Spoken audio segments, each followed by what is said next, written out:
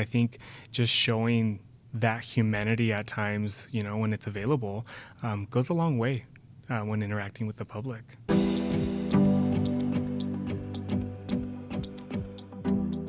Nate, thank you for being here with us today. We really appreciate your time. Thank you for having me. You are assigned to the Public Affairs Division at the Sheriff's Department, and a lot of people don't really understand, what it is that you do there. So can you tell us a little bit about that?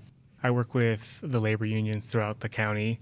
Then I also work with our education side that helps educate the community as well as school districts as to what the Sheriff's Department does throughout the county. I know in talking to you a little bit, this is a place where you probably never really saw yourself or knew it was something you could do, but now that you're here, you really have a passion for it. One of the biggest things when I was on patrol, I found that I really liked working with the public, and I got to spend time in our Children and Family Services and Adult Protective Services position in the Morongo Basin.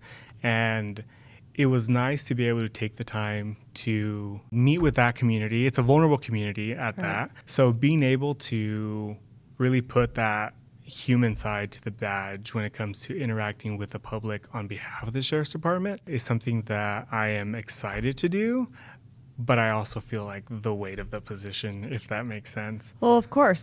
So you talk about being this resource for educators and being a resource for kids, and you communicate this profession of law enforcement, and there's so much that people don't understand. So how do you help to bridge that gap?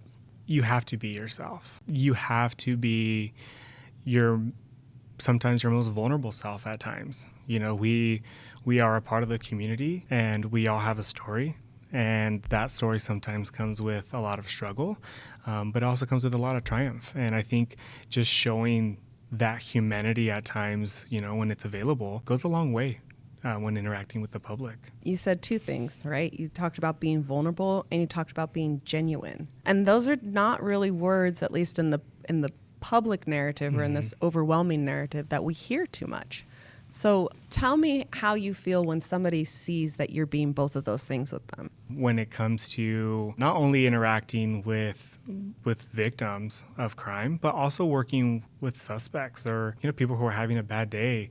If I can be honest with myself, they can be honest with me as well.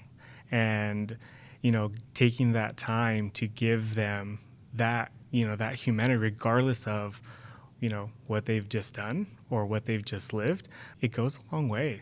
And it certainly goes a long way for me because I take away a little bit of, their own story with my own story. That's actually something that really resonates because you just mentioned that we are part of the community. And it's not just like we just come from the community. You continue to be part of the community. How do your interactions with the people that you meet help you to be a better resource then for the community? Sometimes people just want to be heard. Yeah. And if you allow them to just be heard in that moment, and that's where I try to encourage my partners to just give people that time, to first saying these experiences out loud and being human in that moment and not trying to project yourself onto someone else, just meeting them there. It's communication. When you're interviewing somebody, it's talking to them. It's being able to share or get a rapport with people. And so I think that a lot of people, it's lost on them that law enforcement is not just enforcing. We're communicating, bridge building, that kind of stuff. With my position now, I have the ability to interact with people who want to interact with me, right? Yeah. The education side of stuff, those people want to get educated. They want to know what it is law enforcement does or what we can provide as well. What are some of the things they're asking for? They want to know how the jail system is set up. They want to know trends among the youth. So one of the biggest things is the mental health aspect. Going into these lockdowns, obviously, or I don't know if it's obvious, but could you imagine being a teenager? Being a teenager is hard enough. So now having a lockdown or two on top of that, it's even more stressful. You don't have your friends. You don't have your outlet. In 2020, overdoses were going up.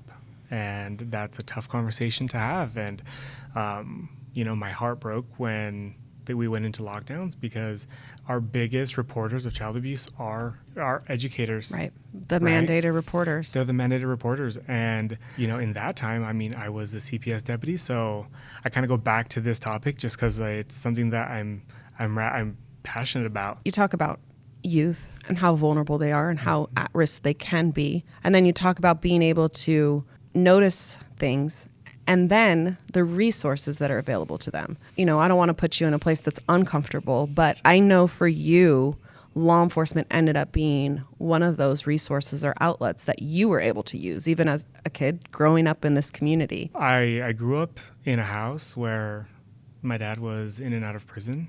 And fortunately for me, he always told me that, you know, you are responsible for your actions. You know, you can't scapegoat your bad decisions onto anybody else, because at the end of the day, you made those decisions, you know. My mom, she worked hard to give us a steady life. Yeah. And, you know, now being older, I didn't realize back then how much and how far that went for me, you know, until I was able to give myself that my own stability. My biggest thing was, if the Hesperia station didn't recognize the value of having a deputy sheriff at that career fair, you know, had my friend not dragged me there, because of course I was, you know, certainly not wanting to interact with anybody. I had just came out to my mom, being gay, and it was hard. It was hard for me to confront the world. But, you know, had that deputy sheriff not been kind to me, right, or had she not displayed that professionalism at that moment, I could have been anywhere but where I'm at right now, talking to you. That little interaction, you know, went a long way for me, and it genuinely changed my life, you know. And we don't know how and when we do that to people. You know, we're honored to have you as a member and to represent you or help to represent you. Was there anything that, you know, I didn't ask that you wanted to say or share, talk about? I think if there's one thing that I would like to share, just on my experience, is that we are fortunate to be a part of such an amazing department, with Sheriff Dykes giving me the opportunity, you know, with my promotion. Congratulations. Thank you.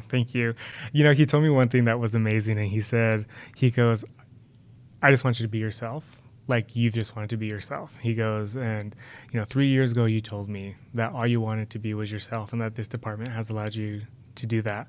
And he was right. You know, as a person who has internalized themselves and how they wanted to be perceived by the world, and, you know, I am blessed and thankful to be able to have the full support of my department and my partners in being myself. You know, my husband gets greeted the same way my partner's wives do, and it is the most amazing thing. I think I am, you know, God has truly blessed me in that regard, and you know, for that I'll always be indebted to my mentors on this department, you know, who have treated me so kindly. I love hearing that. Thank you again for your time. Of course. Thank you for having me.